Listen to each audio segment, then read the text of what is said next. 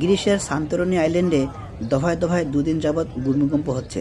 সেখানে সর্বশেষ পরিস্থিতি টেলিফোনে যুক্ত হবে পাচেদ মিয়া।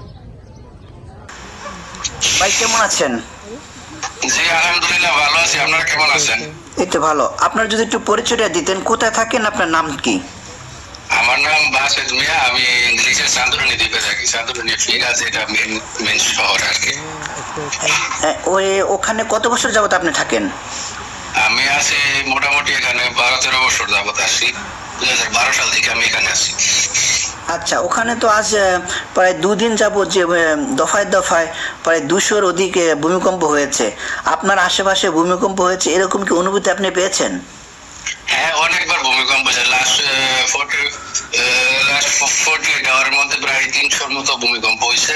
তবে সর্বোচ্চ যে ভূমিকম্পটা ছিল তা হয়েছিল 4.9, যেটা গত রাত্রে হয়েছিল। গত রাত্রে প্রায় 4টার দিকে, 4:55 মেবি, 4:55-56 দিকে। আর লাস্ট সর্বনিম্ন যেটা ওইটা হচ্ছে 1.3।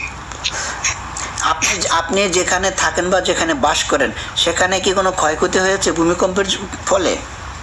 না, এখনো কোনো ক্ষয়ক্ষতি হয় নাই। তবে আশাবাদী যে কোনো ক্ষয়ক্ষতি হওয়ার মতো হবে না, কারণ এখনো ভূমিকম্পের যে রিক্টার স্কেল 5-এর উপরে যায় নাই। যদি 5-এর উপরে 6-এর উপরে যায় তাহলে ক্ষতি হওয়ার সম্ভাবনা বেশি, কিন্তু এখনো 4-এর ভিতরে বা 4.9 হচ্ছে সর্বোচ্চটা আর কি। জি, আমরা বিভিন্ন মিডিয়ার মাধ্যমে গ্রিসের খবর পাচ্ছি, ওখানকার যারা বাস করে তারা সেখান থেকে সবাইকে সরিয়ে নিচ্ছে। এই ব্যাপারে যদি একটু বলতেন। এখানে সরিয়ে নিচ্ছে বলতে, সরিয়ে নেওয়ার জন্য অফারও দেওয়া হয়েছে। অনেক লোক ইচ্ছে স্বেচ্ছায় চলে গেছে, বাঙালিও আছে তার মধ্যে। স্বেচ্ছায় অনেক লোক চলে গেছে। এখন বাইরে একদম জনমানব শূন্য, কোনো গাড়ি ঘোড়া নাই। অনেকের আতঙ্ক আছে, কারণ এটা তো বারবার 10 মিনিট 15 মিনিট আধা ঘন্টা পর পর হচ্ছে, তো এই জন্য সবাই আতঙ্কের মধ্যে আছে। তো এখন আজকেও অনেকবার হয়েছে এইরকমই। আপনার আশেপাশে বাংলাদেশি বসবাসে বা ওখানে কাজ করে কতজনের মতো? আমার এখানে আশেপাশে আছে মোটামুটি 10-12 জন হবে। আমার আশেপাশে আছে 10-12 জন হবে। এবার এখন তো শীতের সিজন, তো এখন বাঙালি তেমন বেশি একটা সান্তোরিনিতে নাই। আবার গরমের সিজনে আবার অনেকে আসবে। তবে সবাই একটু আতঙ্কের মধ্যেই আছে, কারণ একটু পর হচ্ছে, তো এই জন্য একটু সবাই একটু আতঙ্কের মধ্যে আছে। জি, ধন্যবাদ মিস্টার বাসেদ, আপনি ভালো থাকবেন। আপনার দেশের বাড়ি কোথায়? আমার দেশের বাড়ি নরসিংদী।